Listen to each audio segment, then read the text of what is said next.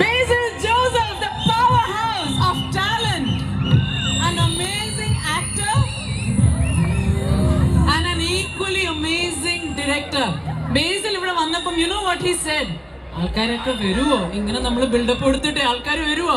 So Basil, over to you. എന്താ പറയാനുള്ളത് to Ireland? എല്ലാവർക്കും നമസ്കാരം.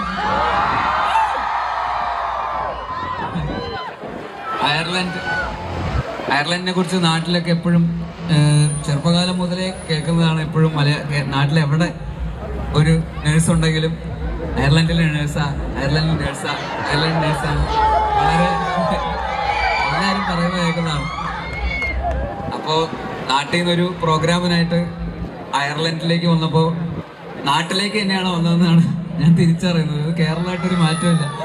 എല്ലാവരും നല്ല ഡ്രസ്സൊക്കെ ഇട്ട് വന്നതേ ഉള്ളൂ. നാട്ടിൽ മുണ്ടും ലുങ്കിയൊക്കെ എടുത്ത് കിടക്കുന്നതിന് വരെ ഇവിടെ കോട്ടൊക്കെ ഇട്ട് നടക്കുന്നു.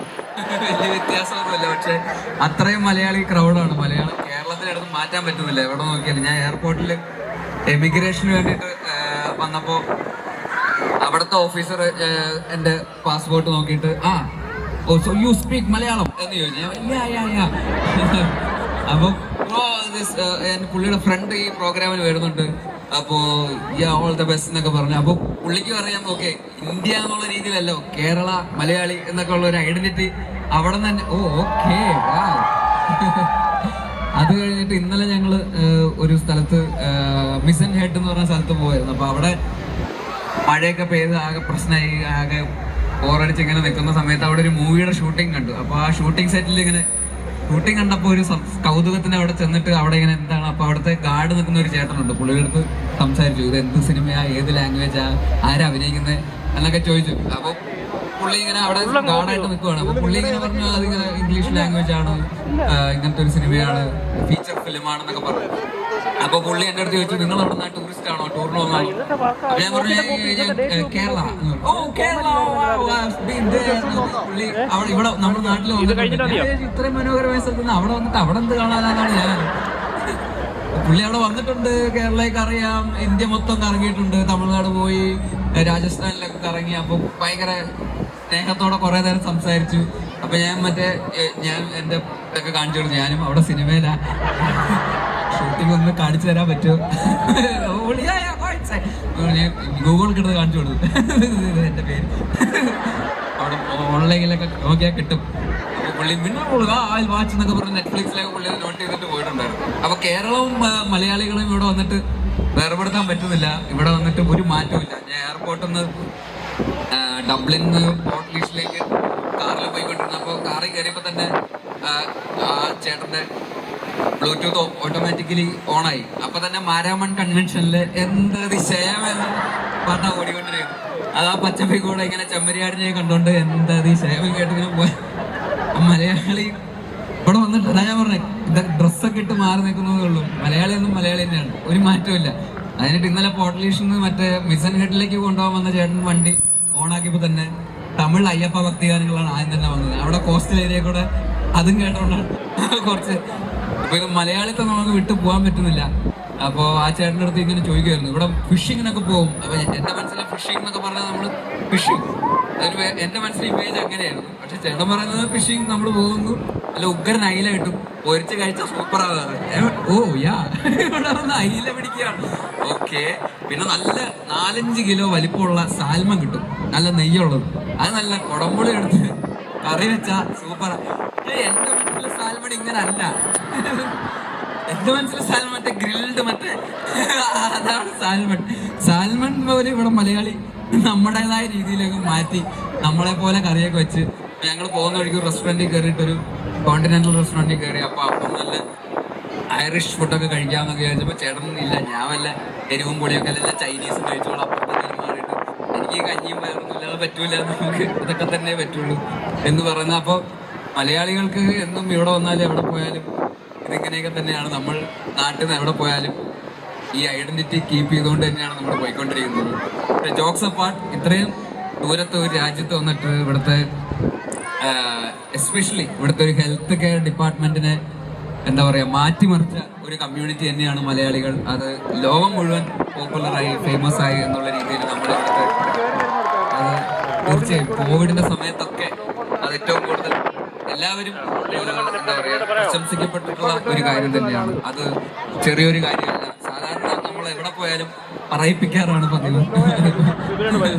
അതുപോലെ ഇപ്പൊ ഒരു എമിഗ്രേഷൻ ഒക്കെ ചെല്ലുമ്പോ തന്നെ ഇന്ത്യ എന്ന് പറയുമ്പോ നോക്കട്ടെ, നമ്മൾ എത്ര വലിയ വിസയൊക്കെ ഉണ്ടെന്നൊക്കെ പറഞ്ഞാലും കുറച്ചു നേരമൊക്കെ പിടിച്ചു നിർത്തി ഒന്ന് നോക്കി ഇവിടുന്ന് ചാടി പോകാനാണോ വന്നിരിക്കുന്നത്, ഇവന് വീട്ടിൽ വരുമാനം ഉണ്ടോ, ഇവന്റെ വീട് ഇവിടെ ആരൊക്കെ ഉണ്ട്, ഇവൻ ഇവിടെ വല്ല ജോലി എന്നും പറഞ്ഞ് വന്നിട്ട് ഇവിടുന്ന് അങ്ങനെ ടൂറിസ്റ്റ് വിസ എന്നൊക്കെ പറഞ്ഞ് വന്നിട്ട് വേറെ വല്ല പരിപാടിക്കും വന്ന ഇങ്ങനെയൊക്കെ ചെക്ക് ചെയ്യാനുള്ള സാഹചര്യങ്ങൾ ഉണ്ടാകാറുണ്ട് എപ്പോഴും, പല സ്ഥലത്തും പല സ്ഥലങ്ങളിലൊക്കെ പോകുമ്പോഴൊക്കെ. പക്ഷെ എന്താ പറയാ, നമ്മൾ കൂടുതലും നമ്മൾ കുറെ കൂടെയൊക്കെ എന്താ പറയാ ആ ഒരു ക്വാളിറ്റി എപ്പോഴും മെയിൻറ്റെയിൻ ചെയ്യാറുണ്ട്. നമ്മളെപ്പോഴും ഇപ്പൊ ഇവിടെ വന്നിട്ട് ഇവര് ഇത്രയും ഫ്രണ്ട്ലി ആയിട്ട് ഇവിടുത്തെ ലോക്കൽ കമ്മ്യൂണിറ്റി ഒക്കെ നമ്മളായിട്ട് സംസാരിക്കുന്ന രീതിയിലും അവരെ നമ്മളായിട്ട് ഇടപെടുന്നത് നമുക്ക് വേണ്ടി ചെയ്തു തരുന്ന സപ്പോർട്ടും ഇപ്പൊ കാണുമ്പോൾ തന്നെ നമ്മൾ നമ്മുടെ നാടിനെ ഒരിക്കലും പറയിപ്പിക്കാത്ത രീതിയിൽ തന്നെ ഇവിടെ സർവൈവ് ചെയ്യുന്ന ഒരു കൂട്ടം ആൾക്കാരാണ്. ഇപ്പൊ നമ്മുടെ സെക്കൻഡ് ജനറേഷൻ ഇവിടെ വളർന്നു വലുതായി, അവരും ഇപ്പൊ വലിയ പിള്ളേരൊക്കെ ആയി. ഇപ്പൊ അവരൊക്കെ അത്രയും വലിയ നീണ്ട കാലങ്ങളായി 10-25 വർഷത്തോളം ഒക്കെ ആയിട്ട് ഇവിടെ ജീവിക്കുന്ന ആൾക്കാരുണ്ട്. അധികം വൈകാതെ മിക്കവാറും ഇവിടുത്തെ ഒരു ടീനേജറോ അല്ലെങ്കിൽ ഒരു 25 വയസ്സൊക്കെ ഉള്ള കൊച്ചൊക്കെ മറ്റേ ക്രിക്കറ്റ് കളിക്കാനൊക്കെ പോകുന്ന വഴിക്ക് റോഡ് സൈഡിലിരിക്കുന്ന മറ്റേ പബ്ബിന്റെ സൈഡിൽ ഇരുന്നിട്ട് ഗിന്നസ് ബിയറൊക്കെ അടിച്ചിട്ട് വല്ല അപ്പൂപ്പനും ചോദിക്കും, നീ ആ മറ്റേ സാബുവിന്റെ മോനല്ലടാ, അതിലേക്ക് ജോലിയൊന്നും ആയില്ലേ എന്ന് ചോദിക്കാനുള്ള കാലമൊന്നും അധികം വിദൂരമൊന്നുമല്ല. ജോലിയൊന്നും ഇല്ലാതെ ഇങ്ങനെ കളിച്ച് നടന്നോ എന്നൊക്കെ പറയുന്ന സമയമൊക്കെ ആവാറായി. സോ അത്രയും കാലമായിട്ട് നമ്മളിവിടെ സർവൈവ് ചെയ്തുകൊണ്ടിരിക്കുന്നു. അത് വലിയൊരു കാര്യം തന്നെയാണ്. അതോടൊപ്പം തന്നെ വലിയൊരു ഹിസ്റ്ററി ഉള്ള ഒരു നാടാണ് അയർലൻഡ് എന്ന് പറയുന്നത്. പണ്ട് മുതലുള്ള സെൽറ്റിക് സമയം മുതൽ വൈക്കിങ്സിന്റെ അധിനിവേശവും അതിനുശേഷം ബ്രിട്ടീഷ് അധിനിവേശവും അതിന്റെ നൂറ്റാണ്ടുകളോടുള്ള പോരാട്ടവും അതൊക്കെ കഴിഞ്ഞിട്ട് ഇവരുടെ സിവിൽ വാർ, നോർത്തേൺ അയർലൻഡും ഈ അയർലൻഡും ഒക്കെ ആയിട്ടുള്ള സിവിൽ വാറും ഒക്കെ ആയിട്ട് സർവൈവ് ചെയ്ത് വന്നിരിക്കുന്ന ഒരു രാജ്യമാണ് അയർലൻഡ് എന്ന് പറയുന്നത്. ഒരുപാട് ഹിസ്റ്ററി ഇതിന്റെ പിന്നിലുണ്ട്. അപ്പൊ അങ്ങനെ ഒരു രാജ്യത്ത് വന്നിട്ട് ആ രാഷ്ട്രത്തിന്റെ എന്താ പറയാ രാഷ്ട്രം നിർമ്മിക്കാനുള്ള ആൾക്കാരായിട്ട് ഇവിടെ വന്ന് നിങ്ങളൊക്കെ മാറിയിരിക്കുന്നു. ഇവൻച്വലി അത് പൊളിറ്റിക്സിലേക്ക് എത്തുന്നു, ബ്യൂറോക്രാറ്റ്സ് നമ്മൾ മാറുന്നു. ഒരു നഴ്സിംഗ് ഹെൽത്ത് കെയർ കമ്മ്യൂണിറ്റിയിൽ നിന്ന് നമ്മൾ സ്വിച്ച് ചെയ്ത് വേറെ പല രീതിയിലേക്കും നമ്മൾ വളർന്നുകൊണ്ടിരിക്കുന്നു. So it's a great thing. അപ്പോൾ അങ്ങനെ ഒരു വലിയ ഹിസ്റ്ററി ഉള്ള ഒരു ബാക്ക് സ്റ്റോറി ഉള്ള ഒരു രാജ്യത്തിന്റെ ആരും എൻ്റെ അടുത്ത് തമാശയ്ക്ക് പറഞ്ഞു, നമ്മുടെ നാട്ടിൽ അതേപോലത്തെ സ്വഭാവമൊക്കെ തന്നെ ഇവിടെ ഹിസ്റ്ററി ബാക്ക് സ്റ്റോറി നോക്കുവാണെങ്കിൽ ഇവരും അന്ധവിശ്വാസത്തിലൊക്കെ വിശ്വസിച്ചിട്ടിരുന്ന ആൾക്കാരാണ്. ഈ പറയുന്ന പേഗനിസവും അതുപോലെ ഫെയറി ടൈൽസും അതിന് മുത്തശ്ശി കഥകളെയൊക്കെ പോലെ വിശ്വസിച്ചിരുന്ന ആൾക്കാരാണ്. ഡൊമസ്റ്റിക് അബ്യൂസ് ഒക്കെ നന്നായിട്ട് ചെയ്തുകൊണ്ടിരുന്ന ഭർത്താക്കന്മാരൊക്കെ ഉള്ള വീടുകളൊക്കെയാണ്. അപ്പൊ ഞാൻ ഇങ്ങനെ ആലോചിക്കുന്നു, ആ ജയ ഇവിടെ കൊണ്ടിറക്കിയാലും ഹിറ്റായി. ഇവിടെ ഉള്ള ചേട്ടന്മാർക്ക് അമ്മയോ ഇടിക്കുവോ തൊഴിക്കുവോ എന്നൊക്കെ ഉള്ള പേടിയൊക്കെ വരാനുള്ള ബ്ലഡിൽ അതൊക്കെ ഉണ്ടാവും ചിലപ്പോൾ. അപ്പൊ എവിടേക്കോ നമ്മളും ഇവരും തമ്മിലൊക്കെ ഉള്ള ഒരു സിമിലാരിറ്റി ഉണ്ട്, നമ്മുടെയൊക്കെ ബാക്ക് സ്റ്റോറീസും നമ്മളുടെയൊക്കെ വിശ്വാസങ്ങളും ഐഡിയോളജീസ് ഒക്കെ ആയിട്ട്. അപ്പോൾ അത്തരം ഒരു കമ്മ്യൂണിറ്റിയിൽ വന്ന് നമ്മൾ ഇങ്ങനെ വന്ന് ഇത്രയും കാലങ്ങളോളമായിട്ട് സർവൈവ് ചെയ്ത് നമ്മൾ ഈ രാഷ്ട്രത്തിന്റെ ഒരു ഭാഗമായിട്ട് ഒട്ടി ഇവരുമായിട്ട് ജീവിച്ചു പോകുന്നു. നമ്മൾ തന്നെ ജോലി ചെയ്യുന്നു, നമ്മളിവിടെ ടാക്സ് അടച്ച് നമ്മൾ അഭിമാനത്തോടെ ഇവരുടെ ഒരു നല്ല പ്രൗഡ് പൗരന്മാരായിട്ട് നമ്മളിവിടെ പറയിപ്പിക്കാതെ, നമ്മുടെ നാടിനെ ഒന്നും പറയിപ്പിക്കാതെ വളരെ അഭിമാനത്തോടെ ഇവിടെ ജീവിക്കുന്ന വലിയ നല്ലൊരു കമ്മ്യൂണിറ്റിയായിട്ട് ഒരിക്കൽ കൂടി കാണാൻ സാധിച്ചതിൽ ഒരുപാട് സന്തോഷം. എനിക്ക് നേരത്തെ ഇന്നലെ ഞാൻ പറഞ്ഞായിരുന്നു, നമ്മൾ ഇങ്ങനെയൊക്കെ പറയുമ്പോൾ സീ ഓൾ ദെയർ എന്നൊക്കെ പറഞ്ഞ് വീഡിയോ കൊടുക്കുമ്പോൾ ആരും വന്നില്ലെങ്കിൽ നമ്മളെന്ത്, പക്ഷേ ഇത്രയും ആൾക്കാർ ഇവിടെ വന്ന് ക്രൗഡ് ഇത്രയും വലിയ ക്രൗഡ് ഇവിടെ വന്ന് നമ്മളൊക്കെ ആയിട്ട് കാണാൻ വന്നതിലും ഒക്കെ ഒരുപാട് സന്തോഷം. ഇങ്ങനെ ഒരു പ്രോഗ്രാം ഇവിടെ അറേഞ്ച് ചെയ്ത ഈ പറയുന്ന സംഘാടകർക്കും അവർ ഇന്നലെയൊക്കെ തൊട്ട് അവരുടെ ഓട്ടോ ഒക്കെ കാണുന്നുണ്ട്, ഫോൺ കോൾ അങ്ങനെ സ്പോൺസർ മറ്റത് അത് ഇതെന്നൊക്കെ പറഞ്ഞു. ഇതൊരു ഈസി കാര്യമല്ല ഇങ്ങനൊരു ഇവന്റ് പുൾ ഓഫ് ചെയ്യുക, സക്സസ്ഫുള്ളി പുൾ ഓഫ് ചെയ്യുക, ഇത്രയും ക്രൗഡിനെ ഇങ്ങോട്ടേക്ക് പുള്ള് ചെയ്യുക എന്നൊക്കെ പറയുന്നത്. അപ്പോൾ ഇത്രയും ബ്യൂട്ടിഫുൾ ആയിട്ടുള്ള ഒരു ഡേ, സൂര്യൻ പോലും നമുക്ക് വേണ്ടി മഴ ഞാൻ പറഞ്ഞിട്ട് ഇനി മഴ പെയ്യാതെ മഴയൊന്നും പെയ്യാതെ വളരെ സന്തോഷത്തോടെ എല്ലാവരും ഇവിടെ ഒന്ന് ഒത്തുകൂടി ഇങ്ങനൊരു വീക്കെൻഡ് നിങ്ങളോടൊപ്പം ചെലവഴിക്കാൻ സാധിച്ചതിൽ ഒരുപാട് സന്തോഷം. അപ്പോൾ ഒരിക്കൽ കൂടി താങ്ക് യു സോ മച്ച്. ഞങ്ങള് ഇവിടെ ആൾക്കൂട്ടം ഉണ്ടെന്ന് മാത്രമേ ഉള്ളൂ, പക്ഷേ അവരുടെ സ്നേഹം കേൾക്കണമെങ്കിൽ I'll show you Basil. Can I hear it for Basil from this side? And can I hear it for Basil from this side?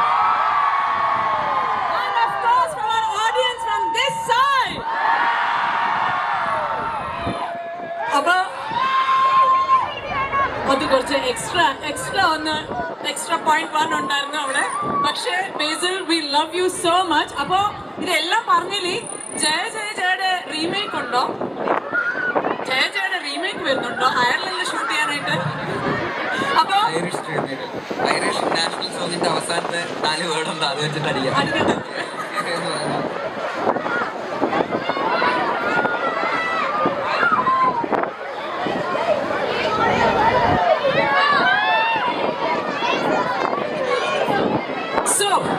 അപ്പൊ ബേസിൽ ഞങ്ങൾക്കൊരു റിക്വസ്റ്റ് ഉണ്ട്. ബേസിൽ ഇവിടെ എല്ലാവരും നിന്ന് ഒരു കാര്യം മാത്രമേ എന്റെ അടുത്ത് പറഞ്ഞിട്ടുള്ളൂ ബേസിലിന്റെ അടുത്ത് ചോദിക്കാനായിട്ട്.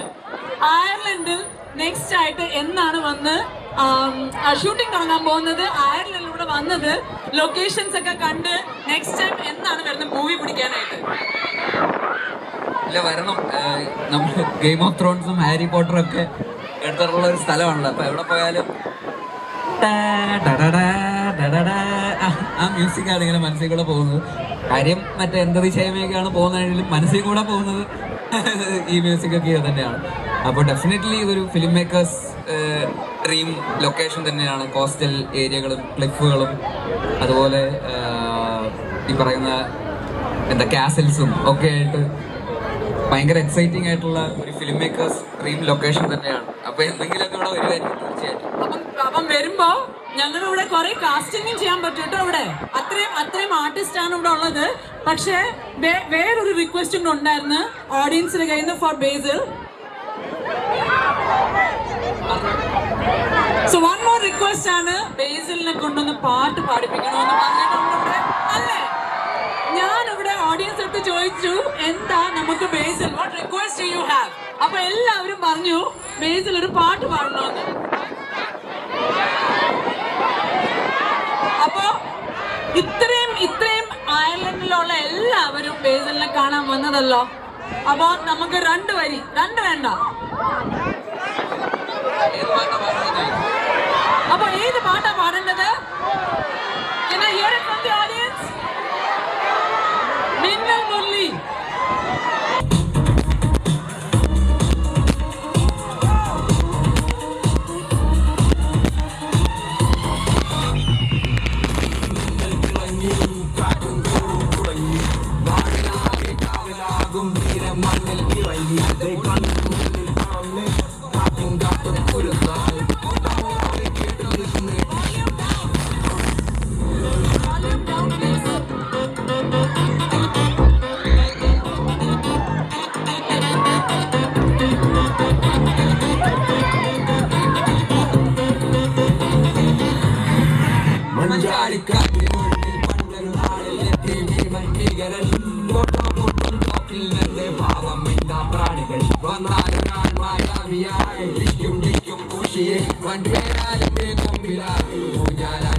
ിയെ